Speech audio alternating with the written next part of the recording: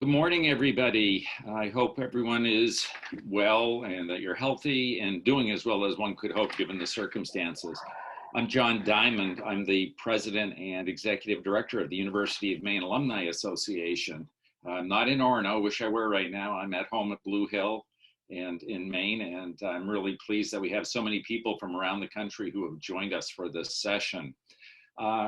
We're going to hear from one of the university's most prominent faculty members and scholars, Dr. Mike Socolow of the Department of Communications and Journalism. Mike is also the incoming director of the McGillicuddy Humanities Center at the University of Maine. Mike will be giving an introductory presentation on the topic of journalistic ethics during the time of COVID-19, and then he'll be fielding questions and comments from you.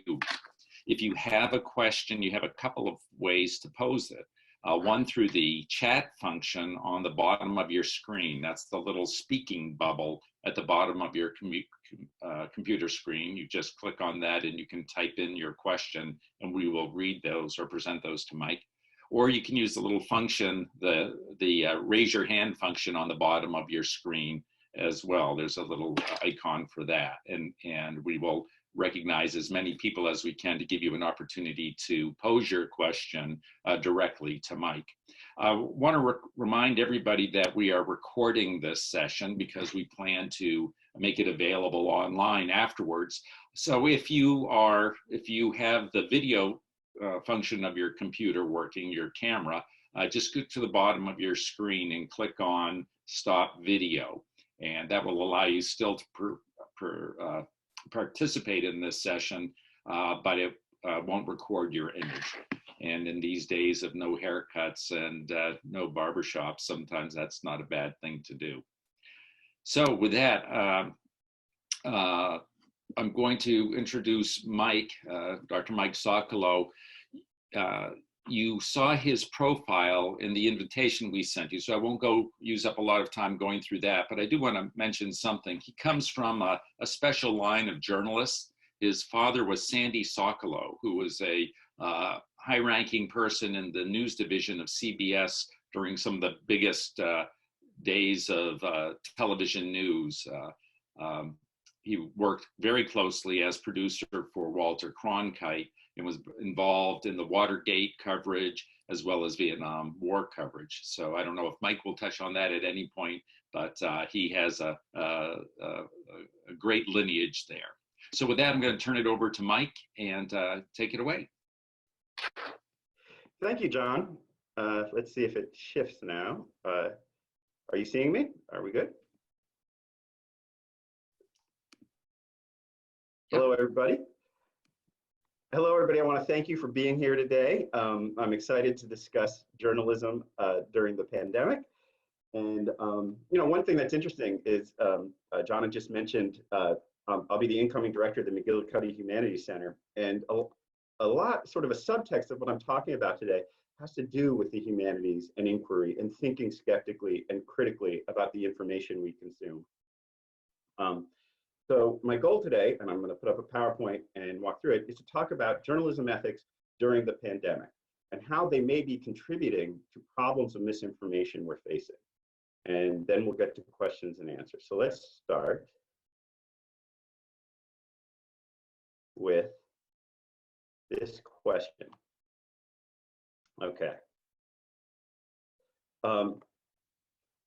The first thing you have to think about when we think about journalism during this crisis and the pandemic is that the stakes are much, much higher. Now, of course, journalism is always important when you think about democracy and an informed citizen.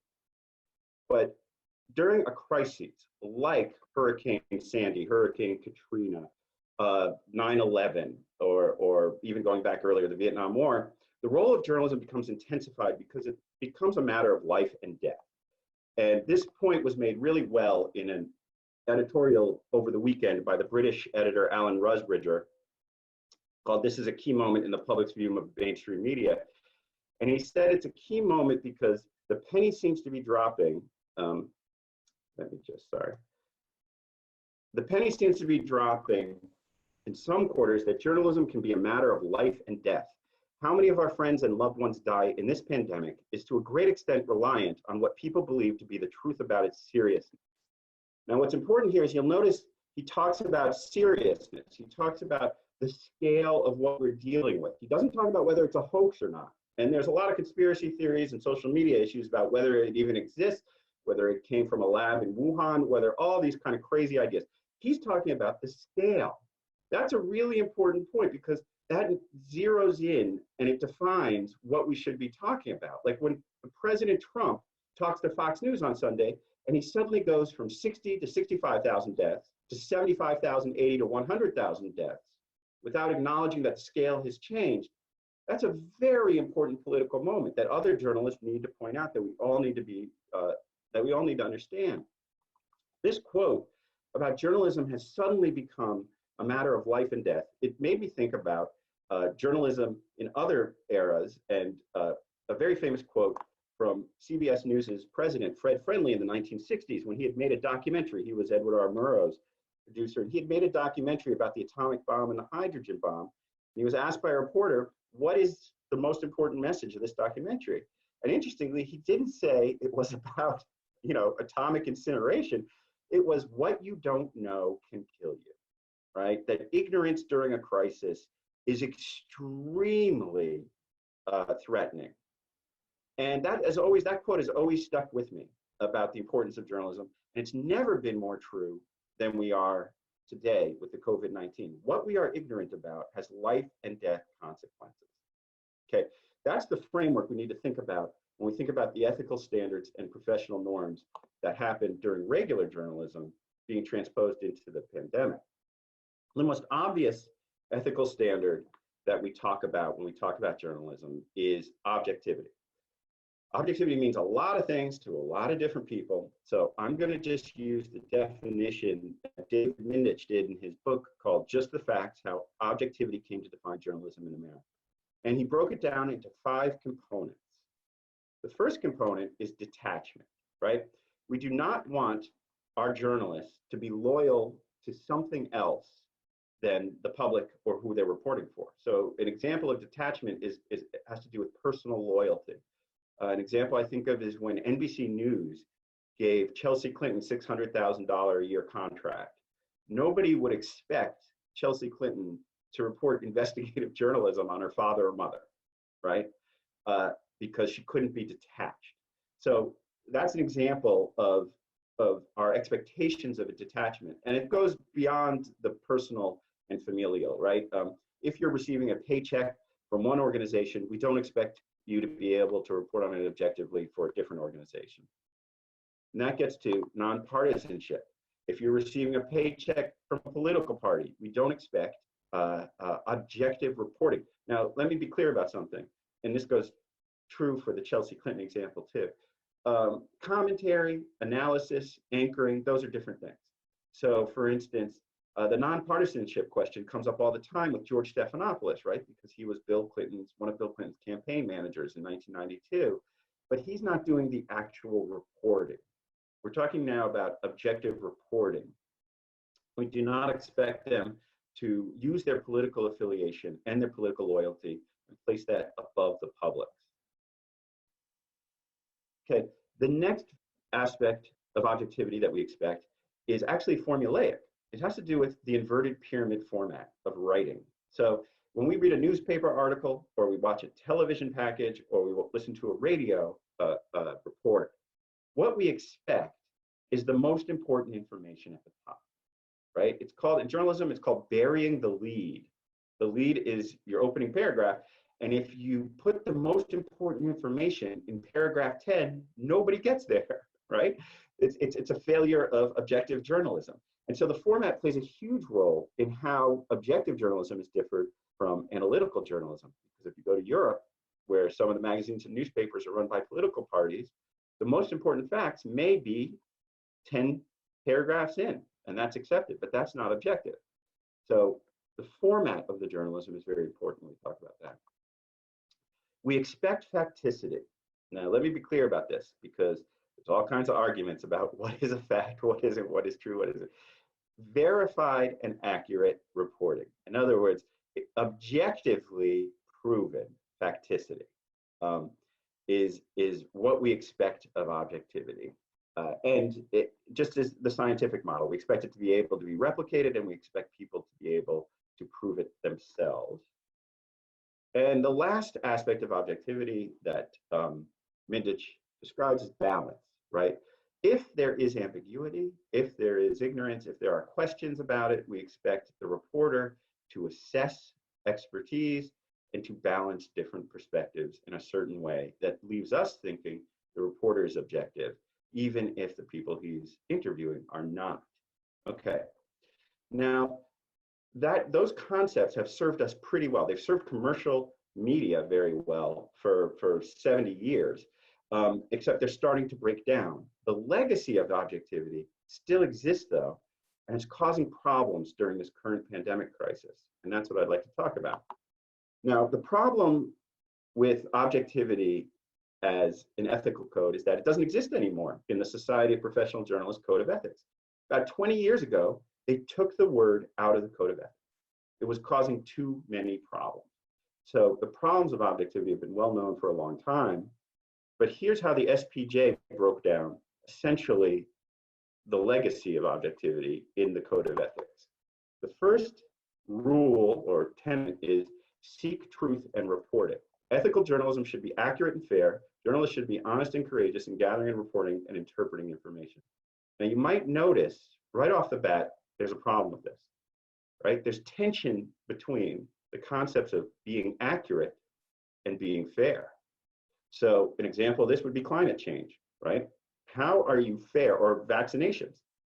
How can you be accurate when there's a scientific consensus that would point you to being less fair to the advocates of the other side? Now, if you think about that tension, it's playing out in real time right now in Augusta, in Boston, in state capitals around America.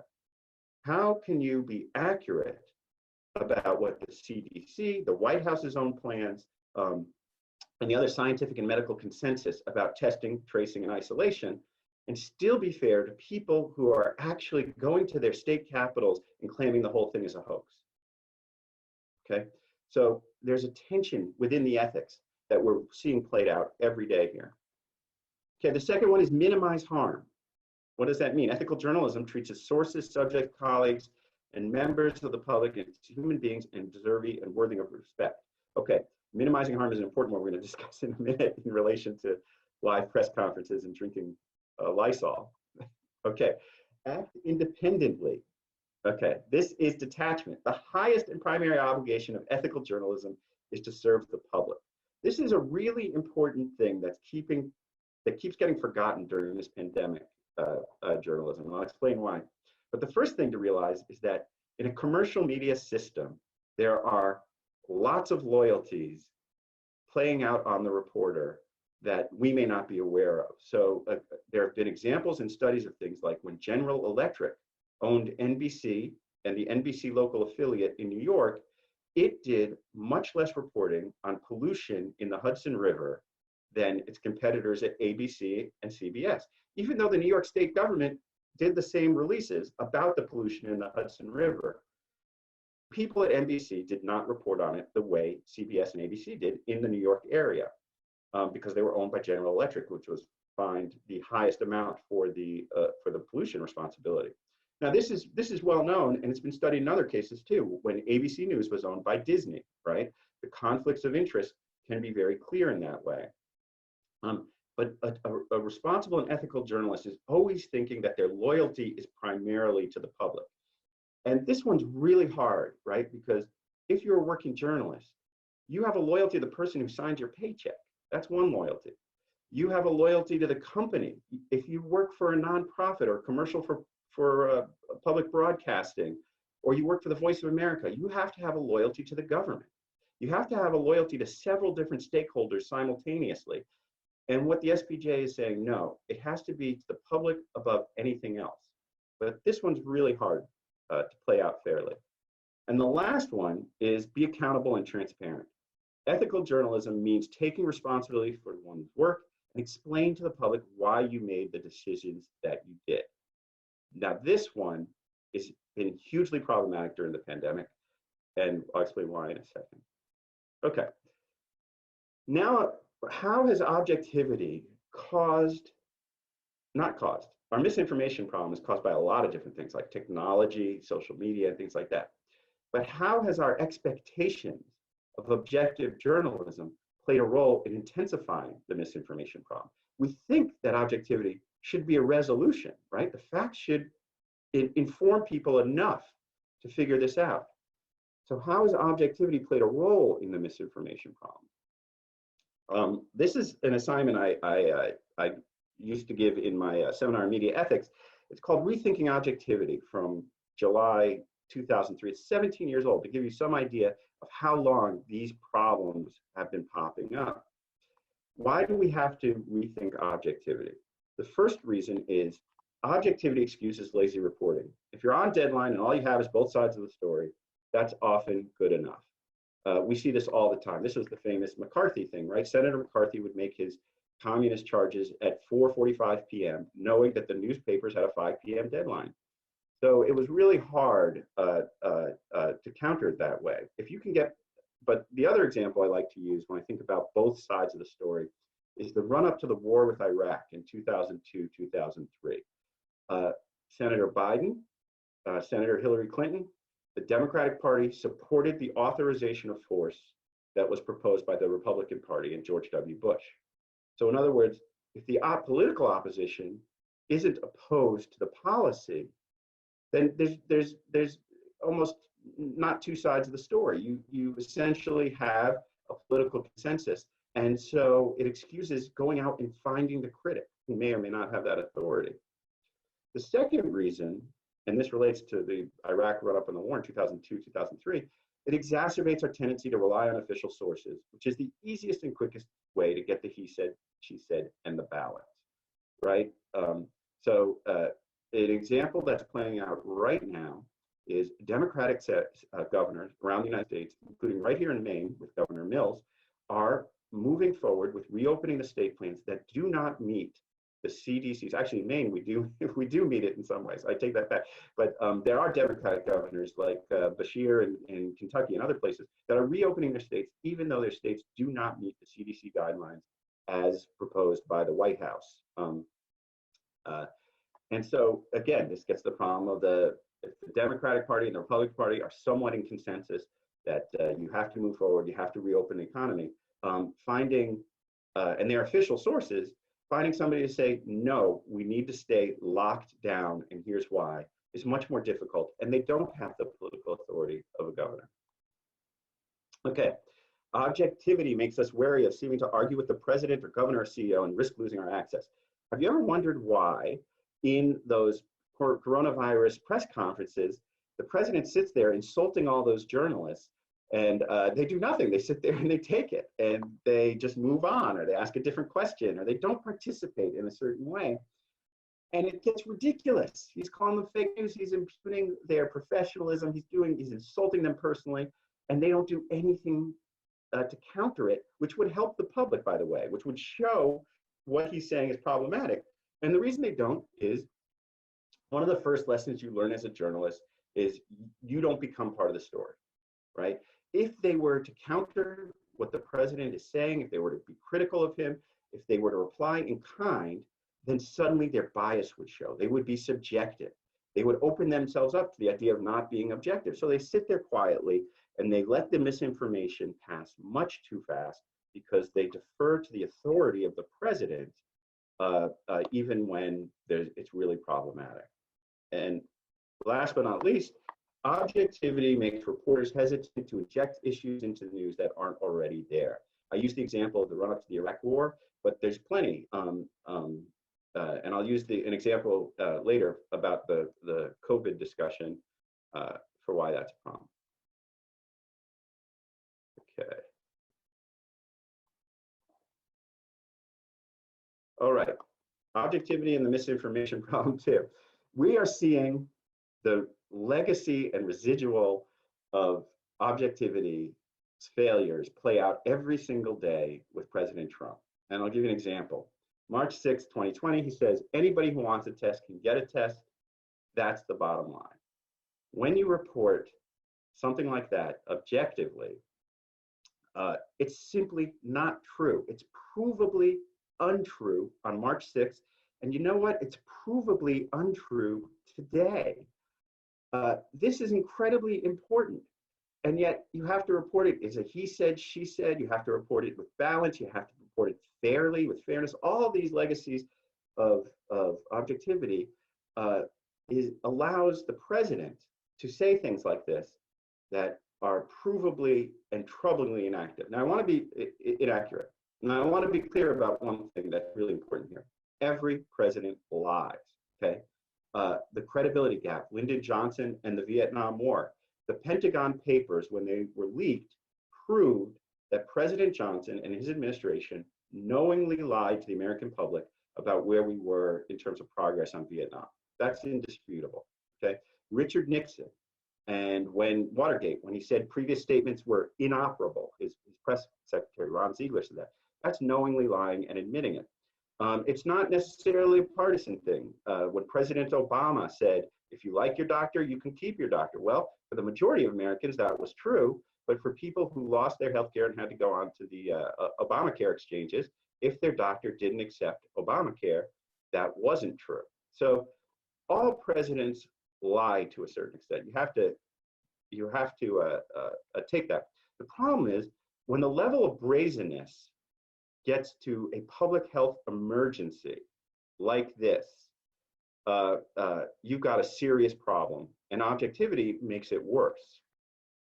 And I want to give an example of sort of an unprocessed 1-minute quote from the president here that gives an example of why this is problematic, really problematic.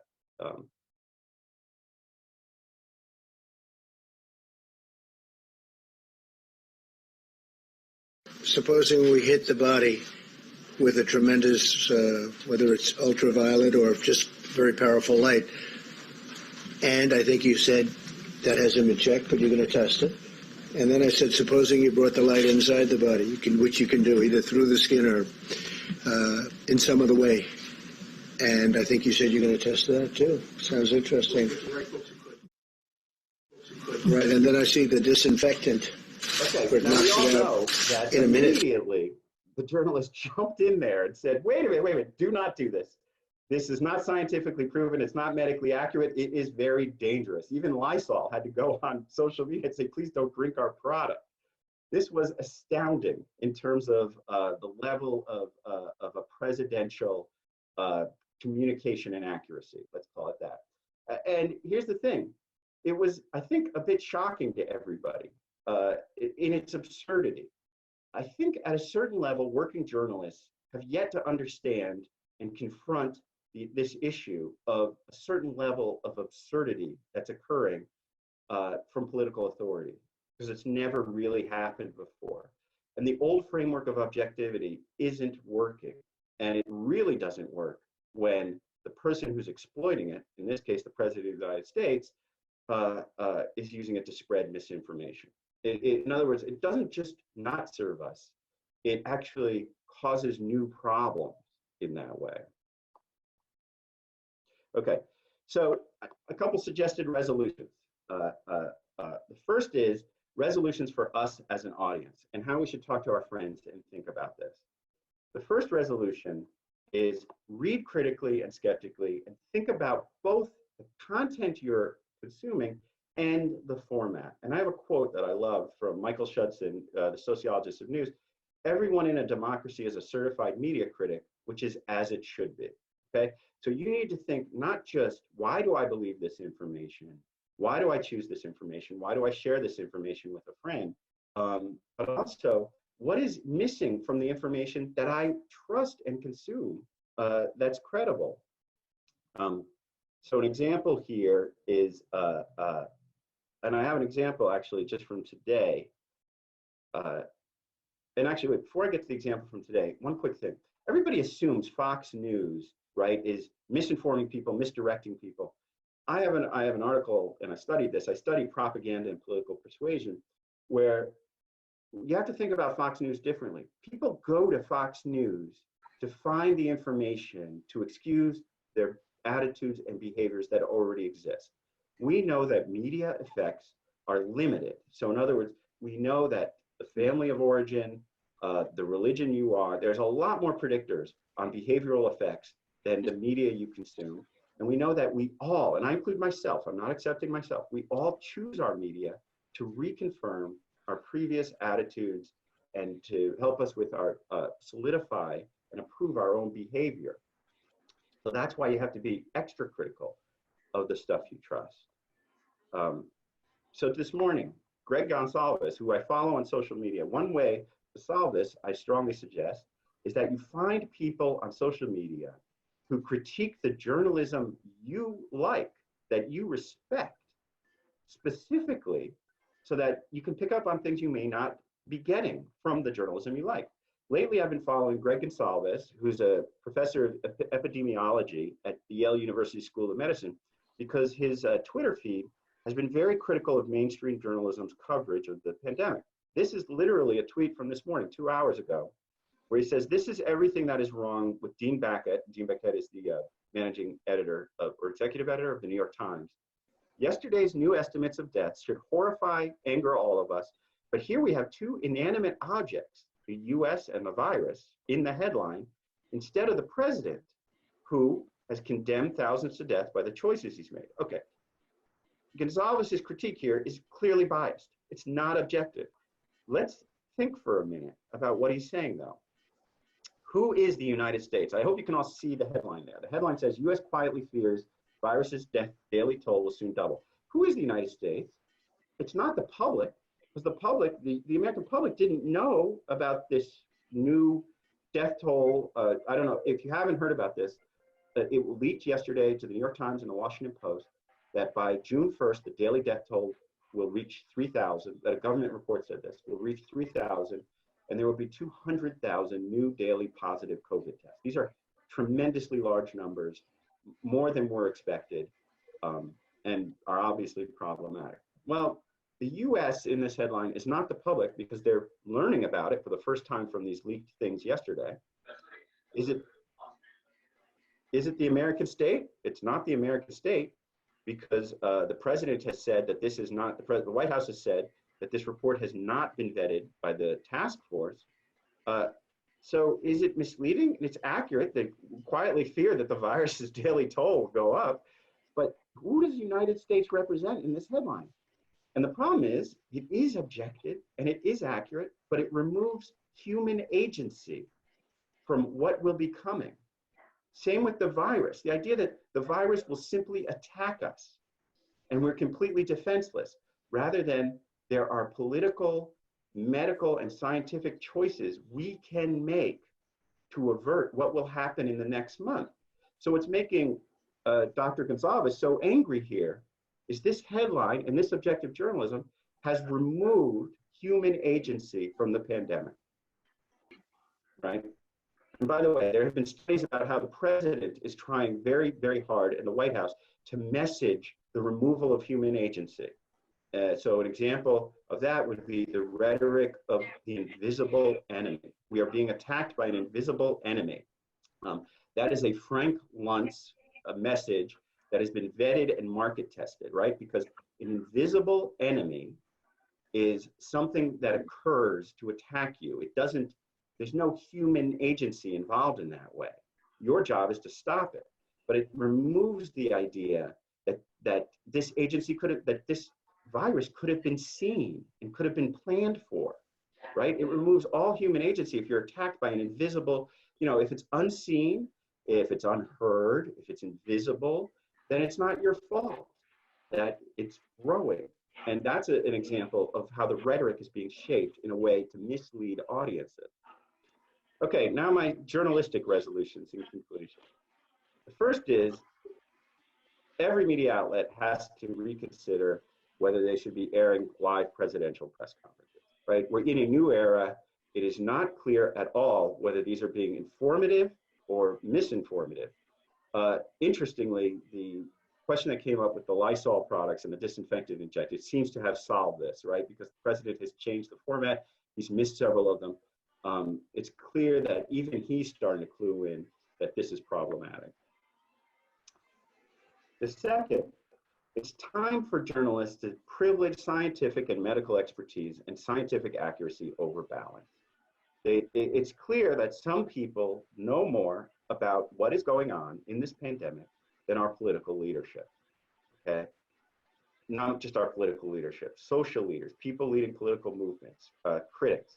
Some people are more educated, study this, know the science better, and have a level of expertise that will allow them to provide accurate information over others. And to balance that against people without that expertise is a huge problem. Related to that is the idea that we have to reconsider what it means to be fair. Whose voice deserves amplification during a crisis? We can talk about balance and fairness when lives aren't on the line.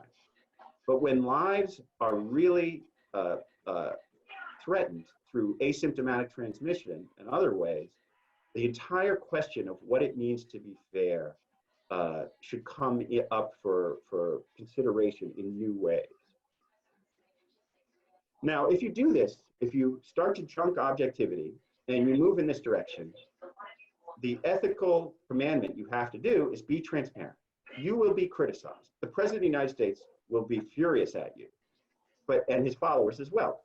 You must accept that criticism, but you need to defend the choices by citing the ethics that we saw earlier from the SPJ. So minimizing harm, improving public, showing your loyalty to the public. You need to be transparent also by reporting on media and journalistic failures that are occurring constantly. And several of these are through objectivity. And the last is, you have to hold power to account. And what that means is, journalists can't be afraid of being clear, repetitive, and critical. That sounds subjective, it sounds biased. But I'll give you a perfect example. It's an accurate and verified fact that not anybody can get a COVID-19 test if they want them, right? And we're 59 days away from March 6th, when the president said that was. News has a bias towards things that are new. News has a bias towards new events, new data, new information. Yet the fact that we know the only way out is testing, tracing, and isolation. The only totally safe way out is testing, tracing, and isolation. That's a repetitive story. During crises, governmental failures are repetitive. I wrote a piece for the Washington Post recently about how in the Iran hostage crisis of 1979, 1980, it didn't bother news organizations around America to count days. Every day, they couldn't be more repetitive. Ted Koppel on Nightline, if you're old enough like me, you remember them saying things like, today is the 38th day that the hostages have been held in Tehran. By doing that, they repeated the inactivity and the responsibility of the government to fix a problem. Yet we don't hear this kind of daily count, daily metric. We don't hear a sort of repetitive sense of how we're going to get out of this, right? We hear that we're reopening, and we hear that the White House has given guidelines. But we're not hearing that the testing, we're not repetitively. And I mean, don't be afraid of being repetitive. This is political communication propaganda in that sense, and being critical by repeating the fact that the testing and tracing is the only sure way out. And every single day that we're not building that capacity is a failure. That is bias, right? It's also accurate. So you have to make a choice. Are you going to worry too much about sounding biased by pointing out the failure? Or are you going to serve the public and be accurate? Okay, now the last thing I want to show real quick, let me stop the share there, is one example I want of journalists who are afraid to make themselves part of the story. And this is something called, let me share this web page. Okay.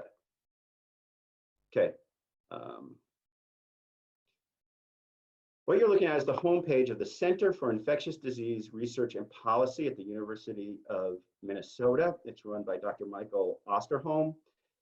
It is the federal government's #1 infectious disease research and policy study center, and they've been doing great outreach on educating the public. But here's the thing, if you haven't heard about CIDRAP, if you haven't heard about Dr. Osterholm, it's because Republicans and Democrats don't agree with some of the messages that he's delivering. And here's where the concept of objectivity stops journalists from injecting themselves in the story. The one point I want to point out with him is, you'll notice here, they release a report about every 2 weeks. And the last report on April 30th, he said he had 4 key recommendations. But if you look at the 4th key recommendation, risk communication messaging from government officials should incorporate the concept that this pandemic will not be over soon, and that people need to be prepared for possible periodic resurgences of disease over the next 2 years. I'm not hearing that from Republican and Democratic leadership. I'm hearing how phased reopenings, how they plan to reopen. He is saying that the single biggest responsibility of the public is educating them that this will not be resolved soon. That should be the headline of all risk communication about this. Now, he's an expert, but because Democrats and Republicans do not want to share that message, that this could be a 2-year problem, that we're not hearing it as a major headline in the mainstream journalism. So with that, I want to thank everybody, and I hope you will think critically about your sources of information, and I will try to think critically about mine, and hopefully we'll figure a way out of this informationally. Thank you. Thanks so much, Mike. We've got several questions that have been posed through chat, and also if people do want to speak, please use the wave function or the hand raising function on your screen. One of the questions here, several deal with the way the media is treating the presidential news conferences, and I'm just scrolling through it to make sure I read it correctly. The person wants to know about, during news conferences, how do we make sure that we have that we are calling the president and the others who are participating in news conferences out properly without being accused of becoming part of the story, which is part of what you were addressing there. Can you elaborate on that? Yeah, and I see in the chat somebody has also asked a little bit about talking about the president's kind of psychological makeup, if you will, during these conferences, and that kind of question. Why doesn't the president point things out? I'm not the president. Why don't journalists point things out? And this gets to the whole debate about whether the press conferences should be live or not. There's one argument, which is you run the danger of misinforming the American public, right? Which goes against the ethic of minimizing harm. But the other, and Olivia Nitze of New York Magazine pointed this out, the more Americans are exposed to the unvarnished president, who's not cleaned up by journalism, in fact, is a public service, because they need to know the way their president thinks, and they need to know the information that's going to the president for the decisions he's making. And those live conferences, in case you haven't seen his poll numbers at 538, there was a slight rally around the flag effect right at late March when things were bad, which is normal for a presidency. But then they started going way down as he kept doing those conferences. Interestingly, after the Lysol one last week, he skipped 3 or 4 and he changed the format or whatever, and they've started plateauing and going slightly back up, which is a very interesting question. Well, if you start intervening, it makes it more popular. It's a political decision there. So it's such a complex and difficult question. On the question of the psychological makeup of the president, and by the way, this can be flipped around to Joe Biden and the accusations that Republicans make about dementia and Joe Biden. The reason why journalists are very loath to make these kind of questions, and there's a Yale Medical School professor as well, a psychiatrist, who's furious at the New York Times for not pointing things out that psychiatrists say about him. In 1964, when Goldwater ran for president, a magazine editor in New York surveyed hundreds of psychiatrists around America with quotes from Goldwater, and then published it. And it was a tremendous embarrassment to the psychiatric community in the United States. And they passed what's called the Goldwater Rule of the APA, which says you are not allowed for licensure and regulatory to pass an official psychiatric diagnostic evaluation of somebody you've never met or seen in that way.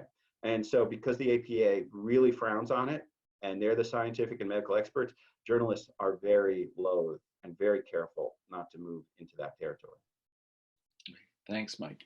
Another question asks about keep being a watchdog of the media. And the question is, what entity is tasked with controlling biased media in their lies? Are there sanctions? So could you elaborate on that? That's great. That's great. And I am a proud, you'll notice that when I said resolutions and solutions, I started with the audience. I started with the fact that when you live in a country that has the First Amendment, what we're learning is media literacy is more and more important, because as long as the First Amendment exists, it's the audience's responsibility, and it's not the government's. Now, interestingly, there has been a form of lawfare that you might have heard about that shut down a website called Gawker, and the president has hired an attorney. This is for not the White House. This is the president's personal campaign, named Charles Harder, who specializes in writing these cease and desist defamation letters. So you may have seen the one about Sean Hannity to the New York Times, demanding a retraction and an apology to Sean Hannity, which the New York Times rejected on First Amendment protected opinion grounds. There's a lot of ways that the question of defamation today, by the way, if you check, CNN has sent a cease and desist letter to the Trump campaign for using a CNN clip in their advertising. There's a lot of legal stuff and regulatory stuff going on, but as to actual government adjudication of biased news, that's not going to happen, unfortunately, because of the way the First Amendment structures the public sphere. Thanks. Thanks, Mike.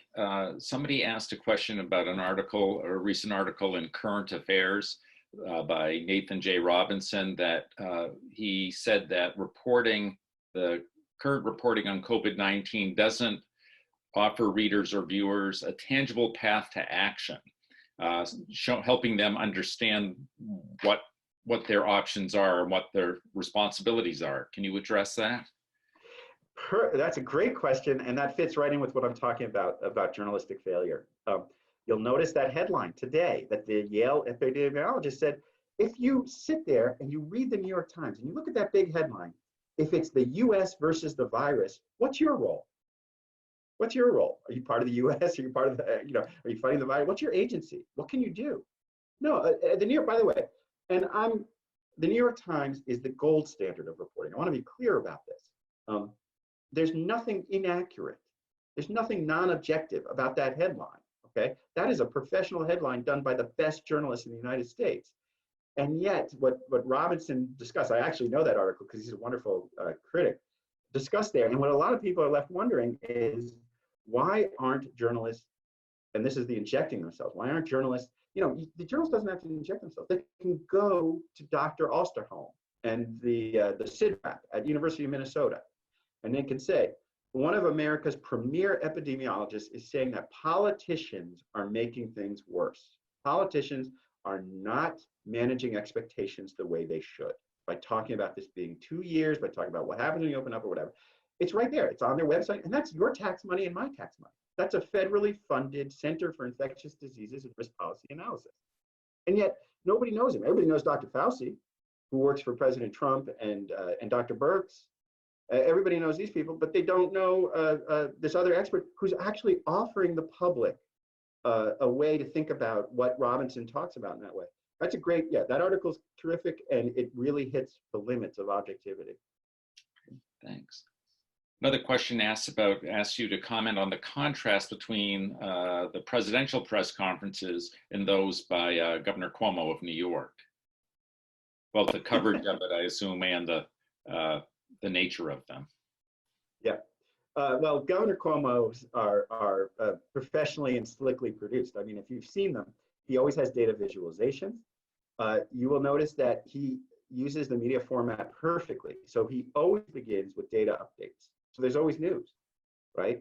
When the president riffs on whether you should inject sunlight or inject disinfectant or whatever, that's not accurate, verifiable data, that's news.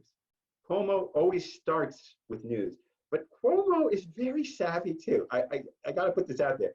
A lot of what he says then segues into opinion, segues into a bias and subjective way. And I do have some problems with some of the things when he segues and presents it as authoritative epidemiological and accurate studies after he's done all this data to convince you he's persuasive. He's very, very good at that. President Trump is not as good as that. President Trump is used to speaking to people who are presumed to be in agreement with him. And therefore, he doesn't have to go to the length that Cuomo has to do to persuade people for his credibility with the people who are prepared to believe him.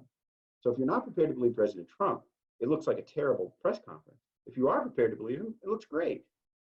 So they're actually speaking to different audiences in different ways. They're both very, very savvy, but that's something to keep in mind.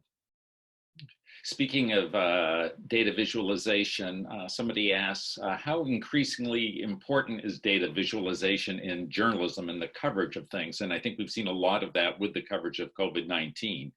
Yeah, I love data visualization, and I think we should have a course on it at the University of Maine. I mean, we've added it into journalism across platforms, which I teach, but I wish I could do a whole semester on it because it's fantastic, but it's also misleading, and you have to know what you're looking at. And an example that is wild, if you go on social media, Matthew Iglesias, one of the founders of Vox, just entered a trajectory of data into Excel and then put in a formula, a very basic formula to show the curve. And it ended up being the exact curve the White House planning people did. And I mean, it's funny because he doesn't have any epidemiology study. He doesn't have anything, but Excel is so easy and it's so pre-formatted. I don't know if any of you played with Excel in this way. You can make beautiful data visualizations with phony numbers. Not phony numbers. These were accurate CDC numbers. So you have to know what you're doing. But I think they're great. I think they're very helpful, and they show, as long as you understand scale. Like one big problem I have with data visualization: look at the scales of death and the bending of the curve, and you will notice that they climb up by hundreds, 100, 200, 300, 500. But when they hit 1,000, okay, cumulative deaths, they go to 2,000 immediately. And that's why America goes up and bends over, and the other countries stay around 1,000 and go down. The scale is way off. To make that data visualization accurate, you'd have to have a much larger, you have to double it. It would have to be double in size to see how far off the curve America truly is. It's double. It's 2,000 deaths a day, not 1,000 deaths a day, like other countries have had, like Italy and stuff. But you couldn't do that. The scale would be way off. So, you know, it's both misleading and accurate. But I really like data visualization. I think audiences need to learn how to read them. And I'd love to be able to teach an entire semester of making them animated and all kinds of things at UMaine. Great. Thanks, Mike. I have a question about asking you to comment on the role of late night television hosts to attempt to deliver the seriousness of the virus. Can you elaborate on that and distinguish their role from contemporary or conventional journalists? Yeah, you know, they're available, and this is well known, and this was studied with the Iraq War, this was studied with Jon Stewart's Daily Show and others. People do turn to them for information, we know this, and they are not bound by objectivity. So all the time they'll have an expert on who wrote a book. And so in many ways, they do inform, because they're not bound by journalistic rules, they are more informative. They're also more biased, right? Which causes problems in terms of reaching wide audiences. But that does raise a really important question. We hear a lot about Fox News. We hear a lot about MSNBC. We hear a lot about the biased media. The #1 television show in the United States of America right now, and I'm not talking #1 entertainment, #1 sports. The TV show with the largest audience in the United States of America is David Muir's ABC World News Tonight, 14 million viewers a night. Give you a sense of scale. On a very good night, Hannity or Tucker Carlson get 4 million, right? Rachel Maddow get about that, 3.8 million. So Fox News and even CNN. Every night, David Muir on ABC News is speaking to more Americans than Fox, MSNBC, and CNN combined. Then NBC Nightly News has 11 million viewers. CBS has 8 million. If you take that combined audience, which is absolutely massive, you have to ask, are they holding power to account? Are they doing all they could do? They get off the hook because, again, of this objectivity. Nobody holds them to the kind of standards I've been talking about here in terms of holding power to account. The way way television news did in Vietnam and Watergate and previously in that way. But it's very interesting. People don't realize that ABC World News Tonight is the number and has been the #1 TV show. And I think that's a great thing. Not just because I grew up in a family that had to do with TV news, but it's a great thing because it shows that Americans are reaching out for information. It really does. It shows, and they're not going immediately to the biased news sources in that way. It shows that the people who aren't sure are trusting these sort of credible sources in new ways. So that's a healthy development, I think. How much of the criticism of the media that the media are receiving is the result of people not making a distinction between the cable news talk show hosts and the news programming themselves, the TV network news programming, or some of the other specials that they do?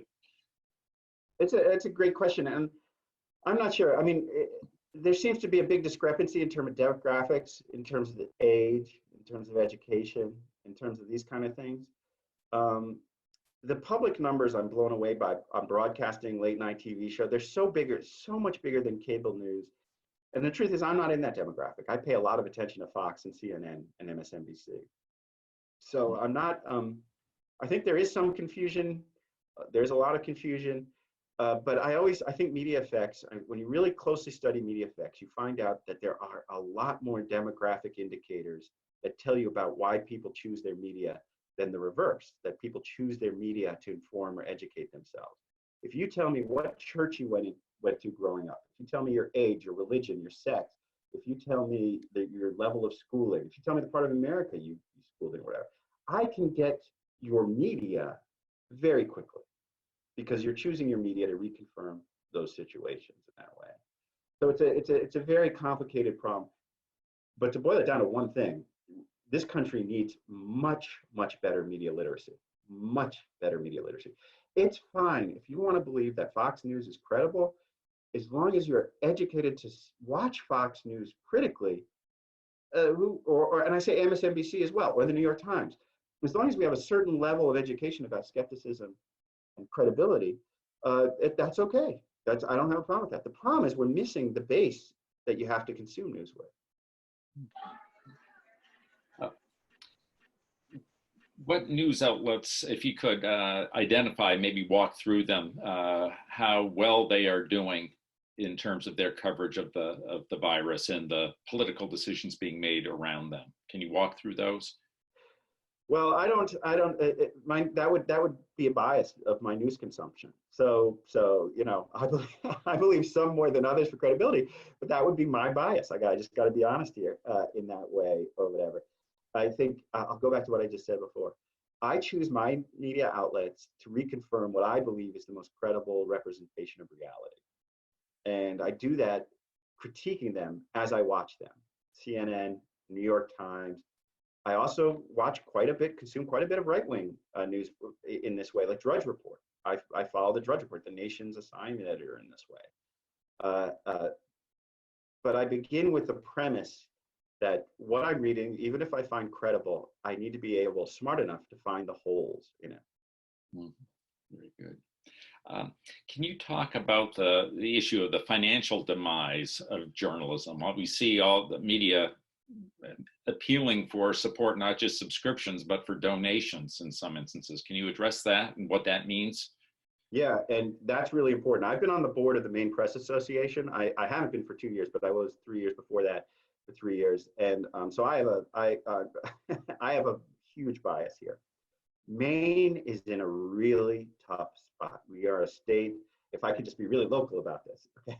We are in a state that used to have a terrific local TV news. So for instance, for those of you who don't know, WABI in Bangor was the last original licensee to sell to a national conglomerate when it sold from Hildreth to Gray News. We used to have local TV news here at a level other states didn't have. Local news, Maine is the canary in the coal mine. Columbia Journalism Review came to Maine and did an article about Reed Brower. 7 of the 8 daily newspapers in Maine are owned by a single person, but he's local. He's local, as are the Wardens who own the Bangor Daily News. We are incredibly lucky, but I don't know how long this will hold out. And as you may or may not know, the thing about these super high ratings is advertisers have deals on where their advertisements can run in a newspaper or on TV. And newspapers are getting killed, even though they're selling a lot, because they refuse to run their ads next to COVID or coronavirus news. Like when I worked at CNN, I was on the assignment desk, and there was a read me all file. And if there was an airplane crash, immediately the top pinned read me all was no airplane advertising. No airplane advertising. If we were going to report on an airplane crash, immediately all airplane ads are pulled until otherwise. And the coronavirus has this weird paradox where everybody is dying to get their news, but no advertiser wants to support coronavirus news, right? Because it goes against branding, it's causing huge problems. So I'm, disclosure, I gave money to the fund drive of the Bangor Daily News. And if you can afford it, and if it exists, a lot of institutions, including University of Maine, are really hitting very difficult times and need a lot of support. Very good, thanks. Can you follow up with addressing the what you've seen in local news coverage of the virus?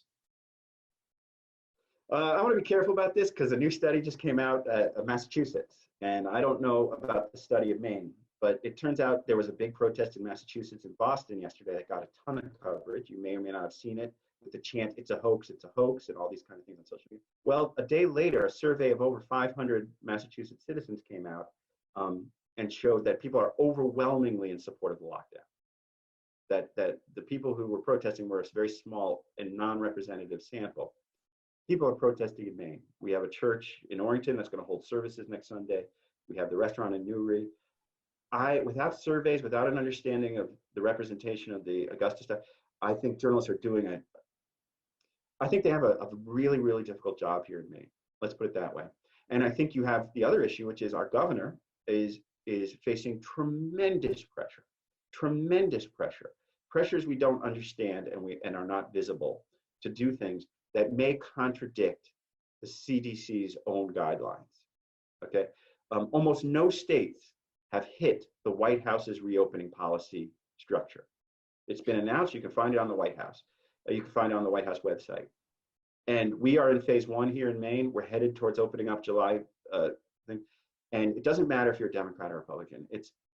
From journalism's perspective, we have to figure out what is actually happening in this way.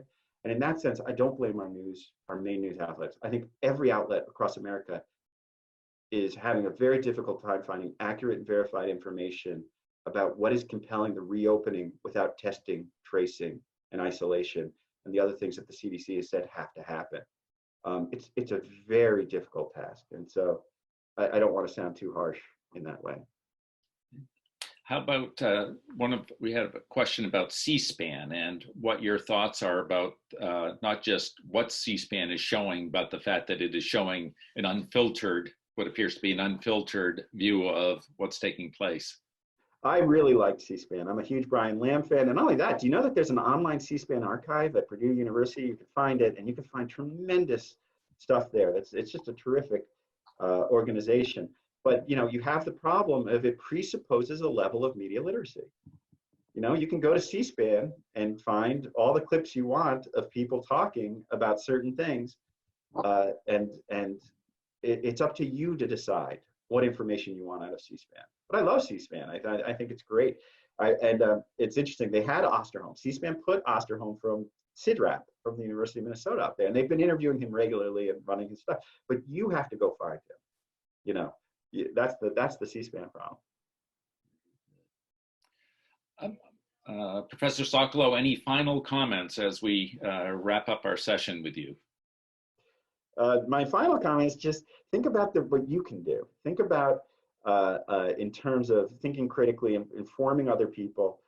If you have friends and family who believe it's a hoax and the social distancing or any of those kind of things, don't be too harsh. In other words, they will shut down immediately. Think about how you can replace misinformation with accurate and verified information. Be sympathetic to people who may not be using their media literacy faculties in certain ways. Use your own. And the other thing is, if we consume and share enough information that gets us to the place we need to be, this thing will end. I think it's really hard. I think this big, massive confusion is causing people to despair in ways, but there are ends. There are experts who know how this thing ends with testing, tracing, isolation. There are trajectories, there are things.